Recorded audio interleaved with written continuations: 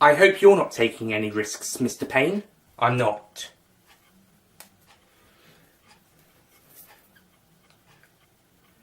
You forgive me for saying this, but, I think you're taking one now. You do, huh? You should give up smoking. Cigarettes are very bad for your health. It's not a cigarette, it's a stick of wood. Okay, you should give up smoking wood. That's even worse for your health.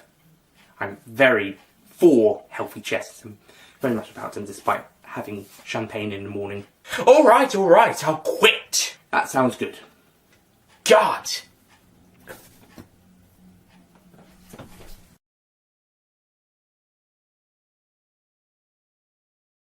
Well, if I'm going to be forced to watch television, may I smoke my stick of wood? Yes, fetch him his stick of wood. It won't be the wood that kills you, Mr. Payne. Alright, I'll stop! After I have this one.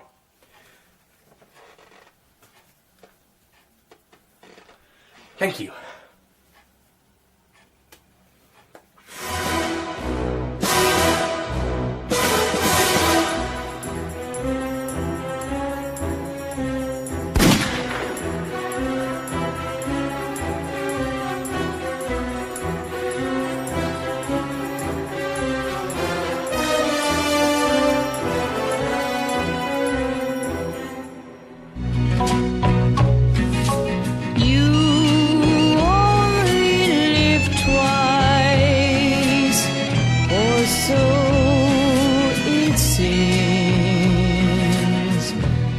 One life for yourself and one for your dreams.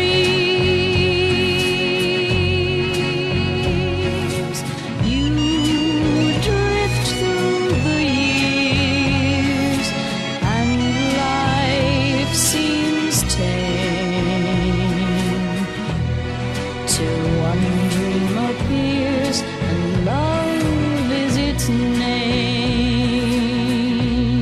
Hello ladies and gentlemen, Nick here, and welcome to my review of the 5th James Bond film, You Only Live Twice, the 5th official film. Previously we've had 2 of the unofficial so far. There's one more unofficial which we're going to get to in June, plus 2 bonus ones that we'll do in November and December, alongside official film series that are going up to December 2019, plus the new film in 2020. February, hopefully, if all goes well. So, You Only Live Twice.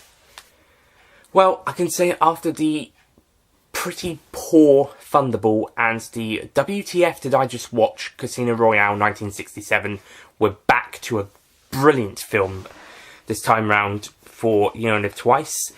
This is also the first one not to have in the official series anyway, Casino Royale 67 would have beaten it, but to not be completely based on the book, or mainly based on the book. It's just taking some inspiration, some stories, some locations / settings, some of that from that's just, and the title of course, from the book, and using it in the film. Also the meaning of You Only Live Twice. Once when you are born, and once when you look danger in the survive date. Hang on, I'll read a quotation from it in a bit. You only live twice. Once when you are born, and once when you look death in the face. After Basho, Japanese poet, 1643 to 94, and there's a nice little bit of it on this page of the vintage books. Unlike the films, I've got all of the Ian Fleming novels, plus Colonel Sun, vintage copies. Bond DVDs and Blu-rays are a bit more of a range between copies. This one I've only gone for the vintage copies. There's also a bit in page, sorry, not page, in chapter 11 where they talk about it.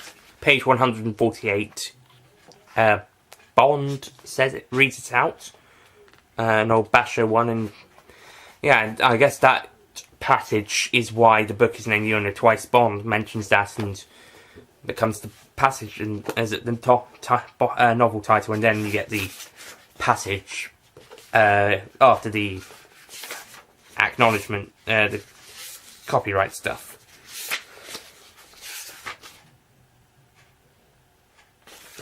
No, that's nice.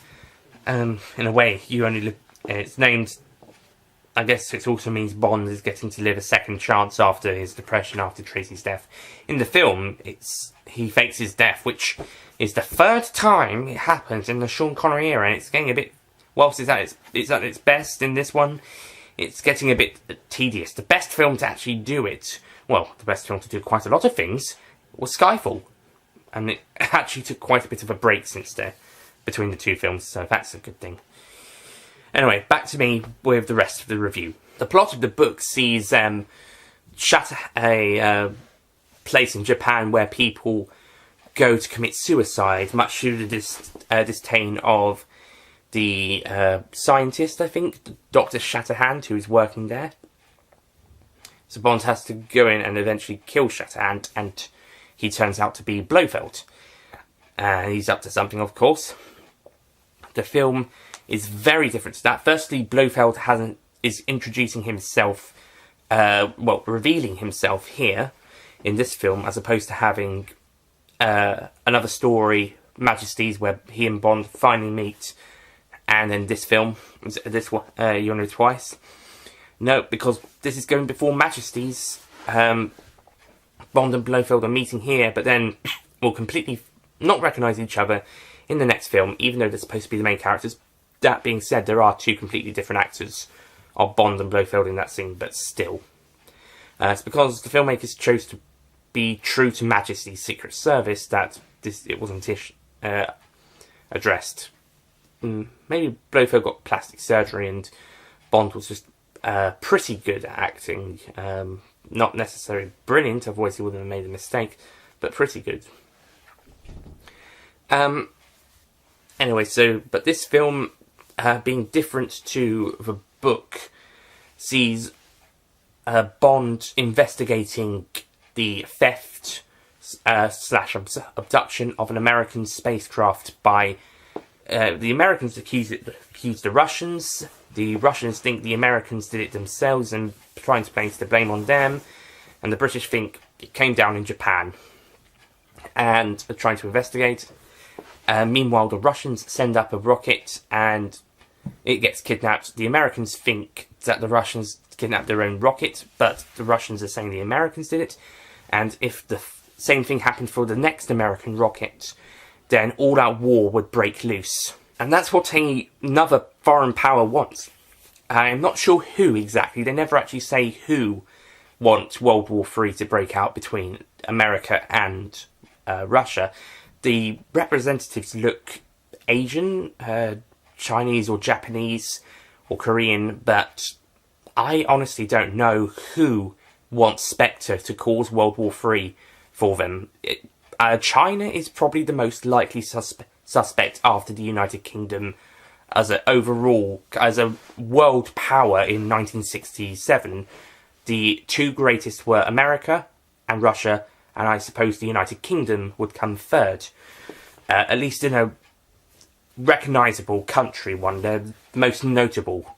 Anyway, maybe not so much in current money or in economics or weapons. I mean, we did start building our own nuclear weapons in the mid-60s around that point, maybe even in the 50s. But certainly in recognisability, the United Kingdom would come third, and we're even situated in the middle of in the scene of the two other countries having a go at each other, and we're like, we think it's Japan.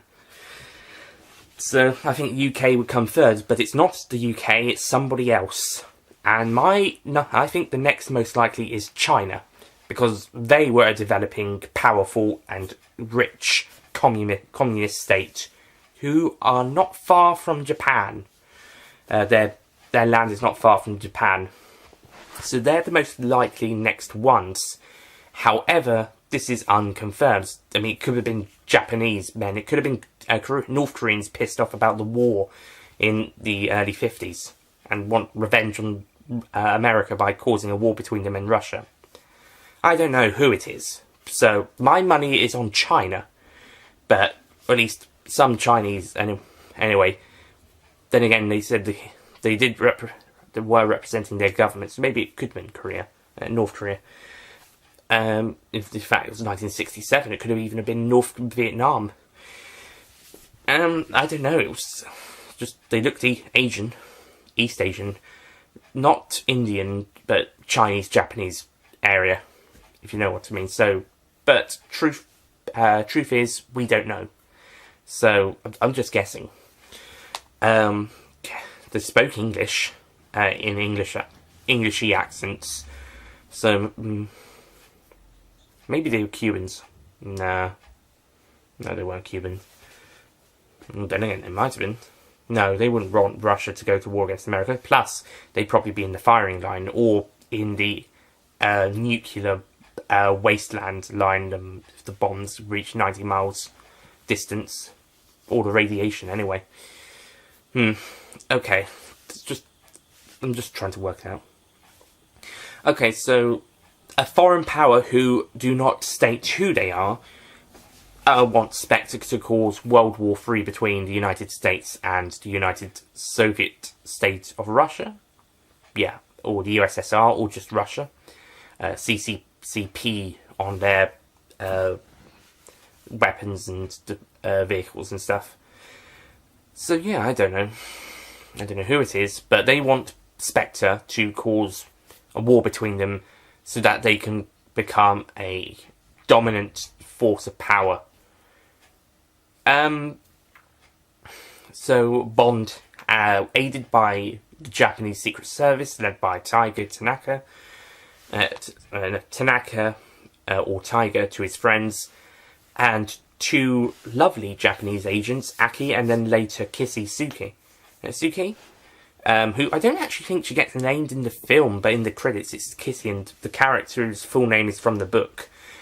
I'm not sure why she's not named in the film, but okay.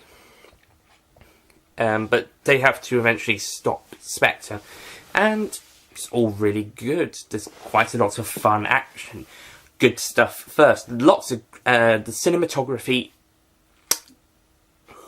Thunderball has some nice cinematography, but the shots would sometimes be too short and have some pretty poor edits into the next bits, especially all the wipes that were all arranged in the Star Wars films, but overdone to maximum, even more so than Star Wars Episode 2, which had quite a lot as well. But at least that one varied with some of its other transitions and other wipes as well, whilst Thunderballs were almost all the same and were executed poorly, whilst with Twice, the cinematography and the editing is not only is back to normal, but it looks beautiful. Lewis Gilbert is now directing this film, and he will also direct Spy Who Loved Me and Moonraker, and there's very strong similarities between this film and those two with each other. But this film is certainly the most beautiful looking as far as I'm concerned. I mean, the other two look great as well. Helps that I got two of them on Ultimate Edition DVD and one of them on Blu-ray, so they would look even better. But Twice is just beautifully shot. You've got quite a few amazing cinematography, especially of the landscapes, and the aerial helicopter shot of Bond on the rooftops fighting some henchmen at the docks looks beautiful. It is probably my favourite shot of the film and possibly of the franchise so far. Not to mention they also show off the set beautifully, and what a magnificent set, but we'll talk more about that in a bit. And editing wise, it looks beautiful. Once again, they edit the shots really well. There is no fancy shitty cuts or wipes or anything. It's plain old simple editing. It looks beautiful. It's perfect. This is something Thunderball failed with, but what the other first three did pretty well for the most parts. I think Twice is certainly the best edited so far, and possibly the best cinematographer in terms of cinematography. Not that the first three were bad, it's just I think Twice is the best so far. Sets are fantastic, especially that massive volcano one. That was amazing. That is a great big ruddy set. That is so cool. Apparently it cost more than Dr. No, the entire film. So yeah, this is a brilliant set. Acting, mixed bag, I have to say. Whilst I think they're all good actors, but yeah, actually, I think acting is pretty good for the most parts, especially from Tiger and what's her name, Helga's their characters, and Donald Pleasance is great as Blofeld. It's so obvious that most of them are dubbed, and they don't completely fit with their Japanese actors. I mean, I think the voice dubbers were British or Western anyway, British American or Western anyway. So I don't know if there's any there's any Japanese dubbers. I mean, some of them it's okay, like the ones who only get a few minutes on screen, like that guy reading down the countdown, a couple of other technicians who get a couple of lines. It's not too bad for them, but main characters, I think some Japanese actors who could speak English really well could have been brought in for dubbing if the actual actors didn't do it themselves. I don't think they did. They definitely don't sound it. Helga is possibly the one exception because she's German. The actress is German, so a Western voice would have been okay with her. The character is also not Japanese, so the Japanese ones should have had Japanese or Eastern Asian actors / actresses who could do a good English voice, who could speak English well and have it well enough to be a voice dub for the other characters. Whilst with Corin Dor, who plays Helga, a British or American one would have been okay, so long as they put on an accent, preferably German, for Helga, who does seem like a Fiona Volpe point too, but a bit more sympathetic, and she is a bit more afraid of Blofeld in some later scenes, so she's a bit more likeable than Fiona, but not as fun to watch. She is a bit more key to some of the scenes in the film, though. That being said, the scene where she is on the plane and she has Bond trapped there and she jumps out with her parachute, that is my one exception to the what I was saying about the cinematography, how beautiful it was looking. That is the one exception scene. The set looks a bit... cause it needs to be a small condensed set, but I think it's shot and edited a little bit weakly. I mean, compared to the rest of the film, it's probably the weakest executed scene. Then we got some really shoddy rear background projection for when Helga's jumped out of the plane and she's parachuting down, and in the background you see the plane a little bit. It's only a few seconds, but it looks a bit awkward. And yeah, it's not exactly the most effective way to kill Bond, and Sean Connery is probably at his least enthusiastic about this. We're going to get to him in a bit, but yes, the plane scene is probably my least favourite scene of the film, just because it's weakly executed. But it's not very long. It's a minute or two. So, and it couldn't be cut because otherwise, what will happen to Helga? Her attempt to kill Bond failing, so forth. So, also she gets killed way too soon. So that's a shame. But if that's the way you're going to kill James Bond, and the way it's going to be shown, then just as well, I suppose. Meanwhile, but everything else looks great. Not so much the rear projection, alongside some of the dubbing, is again weak. I think this is the weakest background projection, at least since the car chase in Doctor No, anyway. And the weakest dubbing so far, at least in terms of matching the characters up with voice actors, at least for their characters or with their lines, with what the people on screen are saying. Fun fact: the actress who plays Kissy was originally going to be Aki, and the girl who plays Aki was going to be Kissy, but the actress playing Maya Harmer, I think, who is now Kissy, was going to be Aki. She wasn't learning English enough, so she was going to be sacked from the film, but then she threatened to throw herself off the Darchester Hotel, which is in London. So the producers decided to keep her on, but swap the roles around, so Maya Harmer is now playing Kissy. And The other one, I can't remember her name. Probably pronounce it terribly anyway. In the description below, putting her as Aki, but she is now the front name. By the way, she probably would have been anyway, but now she's front name. Aki's now the main Bond girl. Well, the first credited after Sean Connery, even though Kissy's the main Bond girl, to be honest. So good for her. Good for Maya Halmer, I suppose. Not that it would have been too much of a problem in terms of a finished product, because their voices get dubbed anyway, and Kissy's is probably the more notable of the two, not matching up with their actresses. I think Tiger's is more, but it's not as much of a problem later on. It's more when you first meet him, and then when you get later on, you kind of get used to it. Whilst with Kissy, who doesn't get as much to say, it is doesn't quite fit either. I think Aki's is probably the closest of those three, followed by Mr. Osato, who's just there. Osato's not really that necessary, to be honest. You could have just had Helga.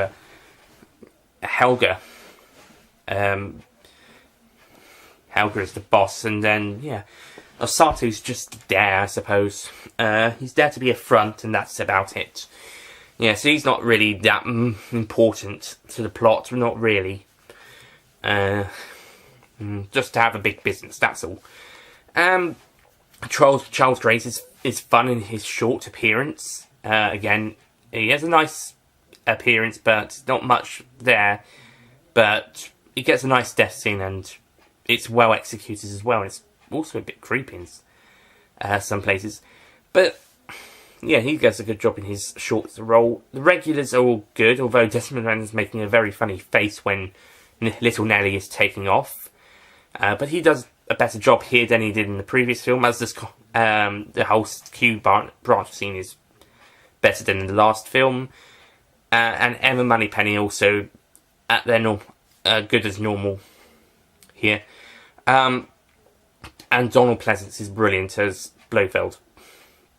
Brilliant. It's just brilliant, and he's really creepy, and he has such a great screen presence. Partly because he's playing the main baddie. I mean, after 5 films, well, 3 with him in it, but 5 films overall, we finally get to meet Bond's nemesis, at least for these early films. Bond's #1 enemy, Ernst Stavro Blofeld.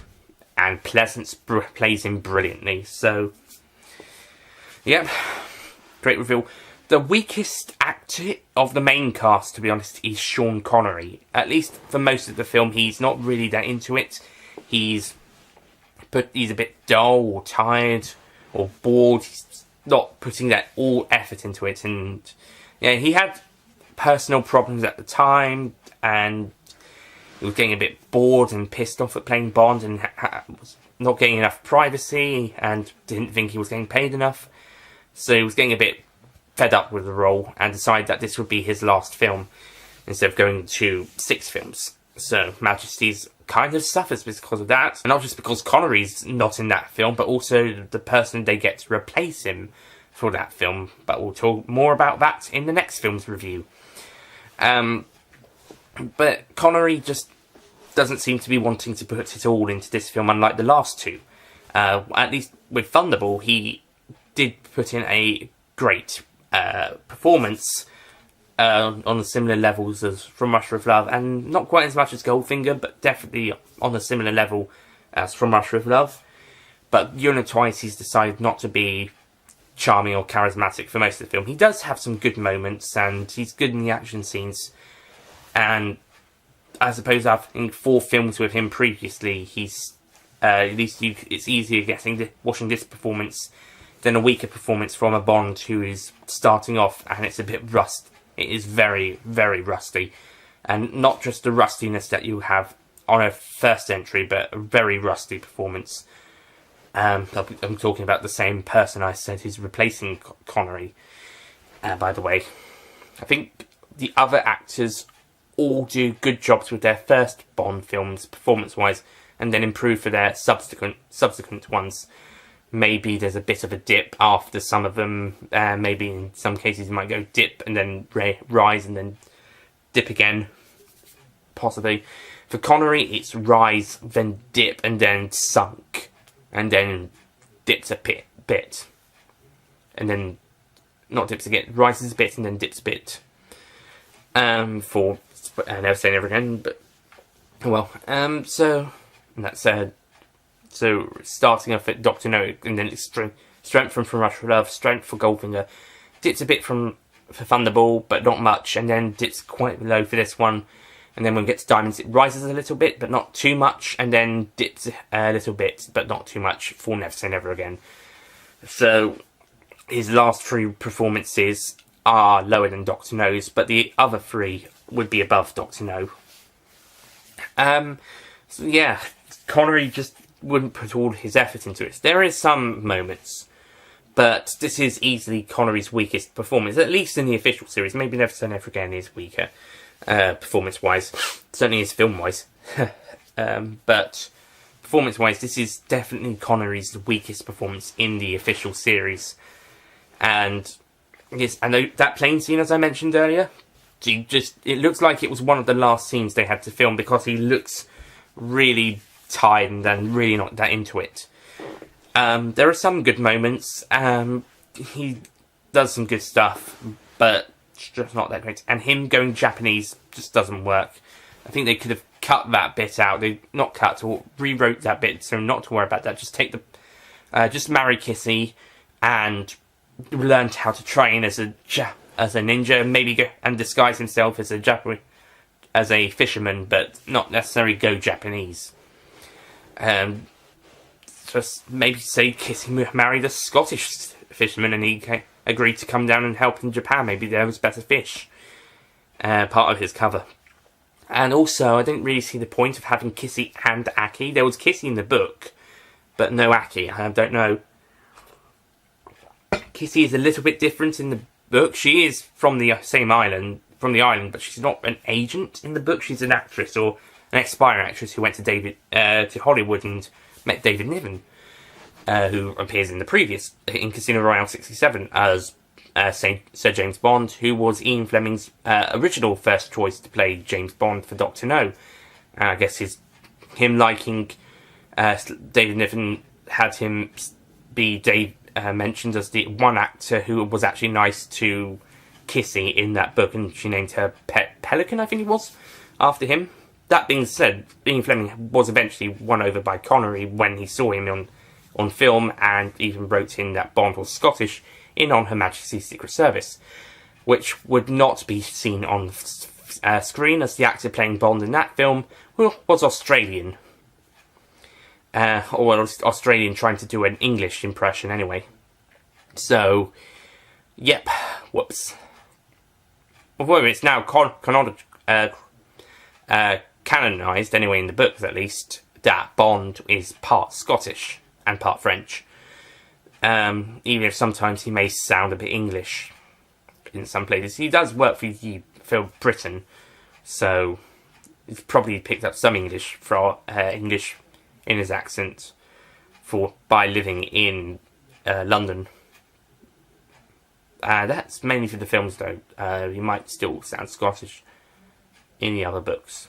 Anyway, in this film, Kissy is an agent of Tanaka's, and she lives on the island, and she helps Bond get to the shore. I think both versions, they do get married, although in the other version, Bond loses his memory, and in the book, Bond loses his memory. They spend a year together. She gets pregnant with his son, but he then realises he has to go and try and find something else before she informs him of her pregnancy.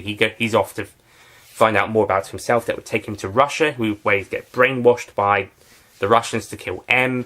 And then, after a failed attempt, M sends him off to kill Scaramanga in The Man with the Golden Gun. And by that point, his memories are back to normal. And James Bond Jr., I suppose as we'll have to call him, would grow up as a Japanese boy. And also in a short story in the 90s, he is killed by Irma Bunt, who survived Una Twice, the book's events, and killed him for revenge for the death of Blofeld. So then James Bond Sr. eventually gets rid of Bunt once and for all for revenge. It's a short story, I believe. Well, here, that doesn't happen. It's just Bond and Kissy in a raft at the end, and and then they're picked up by M, and then next film, Majesty's Secret Service. That's it, I suppose.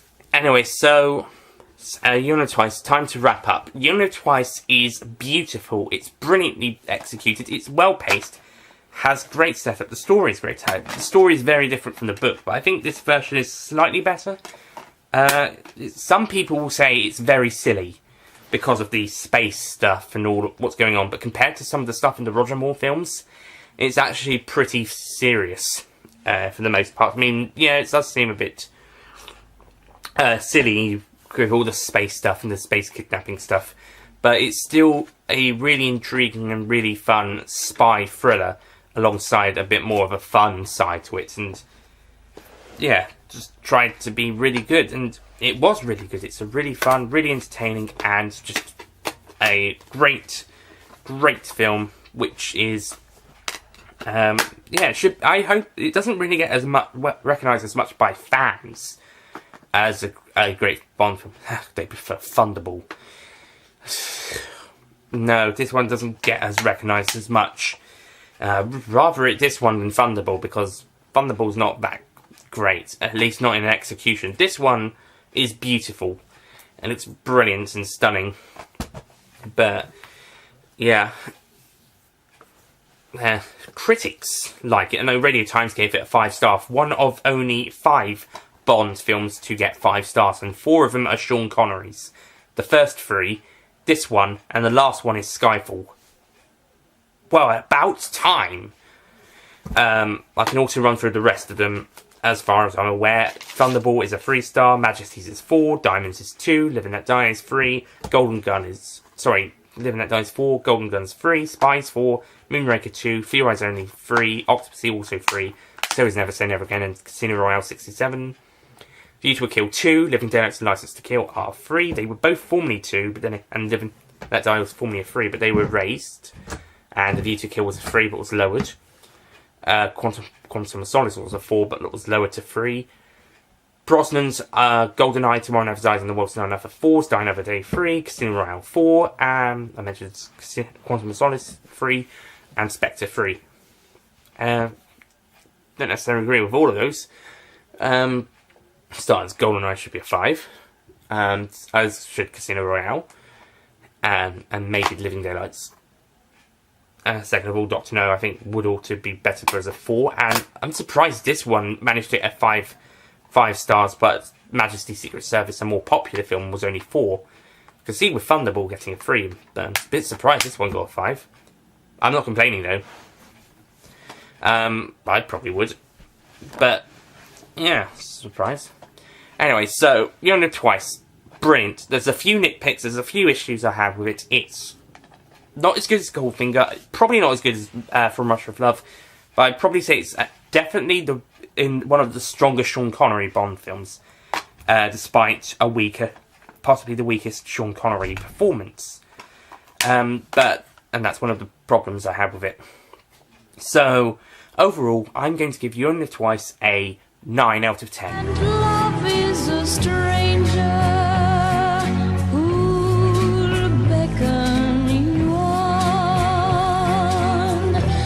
Don't think of the danger, for the stranger is gone. Despite some, I still have a couple of issues, like Connery's performance, that plane scene, not working with the rest of the film's style, and a couple of other nitpicks. But overall, I think You Only Live Twice is a brilliant film, and it's certainly worth being more notable in eyes of fans. And those who say it's silly, yeah, it's a bit silly in some places, but nowhere near as silly as we're going to get in Diamonds Are Forever, some of the Roger Moore films, or Die Another Day, or a little bit of Quantum. It's just a little bit less than Quantum in terms of silliness. I mean, it was a bit daft in some places, but it was a bit more serious than some others. But, You Know, Twice, yeah. In fact, I would say Thunderball's going a little bit silly as well with its underwater stuff. But that was also a bit more of a serious spy film. But I think You Know Twice does that as well in a very good way, and thought that was really well done. So yeah, Also, none of them are as silly as Casino Royale 1967.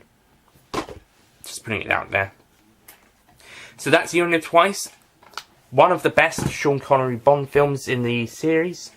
But not the best. I think that's still Goldfinger. However, the best film in the series, that is still the best film in the series, Goldfinger, at this point. However, it's about to meet a bit of competition. The next film we'll be watching, this is Connery's first swan song performance, and easily his best. You'll get another one in Diamonds Are Forever, and then Never Say Never Again. But before we get to Diamonds Are Forever, a new actor had to step up for the role of Bond before deciding that he would not continue / was let go. And then they had to get Connery back in for Diamonds before getting a third actor to start in Live and Let Die. So anyway, next time we'll be looking at George Lazenby's one and only Bond film, and another potential candidate for best Bond film at this point in the series. Definitely a competition with Goldfinger, and also Roger Moore's Live and Let Die. And that is On Her Majesty's Secret Service. I'm looking forward to watching this again. It's like You Only Live Twice. It's a hell of a lot of fun. I'll see you guys next time. Goodbye. And love is a stranger who'll beckon you on. Don't think of the danger, for the stranger is gone. This dream is for you, so pay the price. Make one dream come true. You only live twice.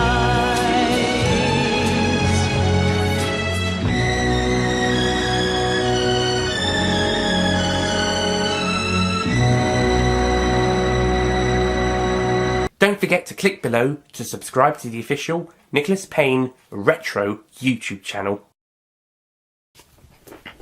Hello ladies and gentlemen, Nick here, and welcome to my review. I'm starting it again, sorry. Future me, remember to film a little short bits reading the passage, and then add it into this bit whilst in place of me talking about it, and then cut back to normal.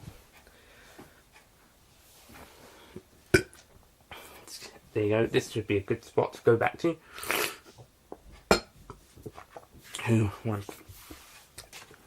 You only live twice. Once when you are born. Hang on.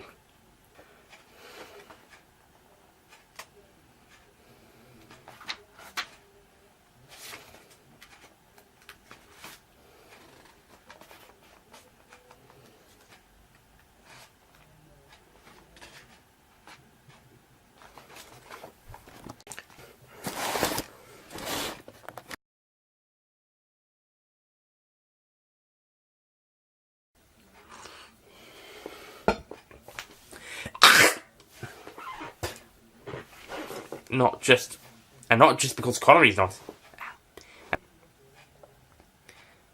Anyway, so whilst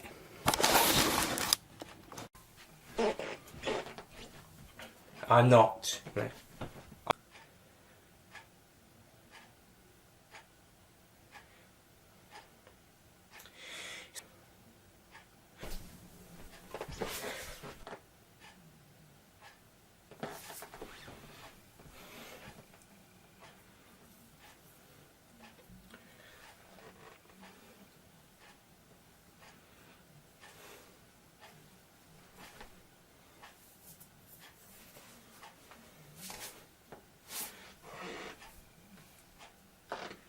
Thank you.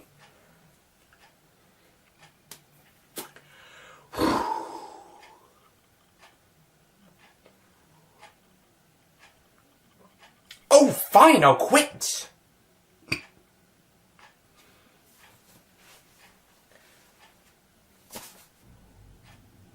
Whatever.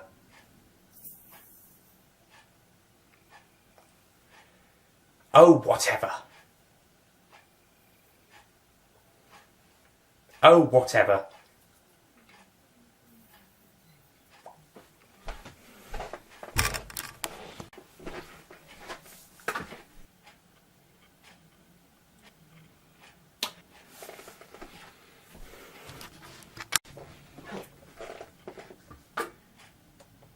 Yes, get him his stick of wood.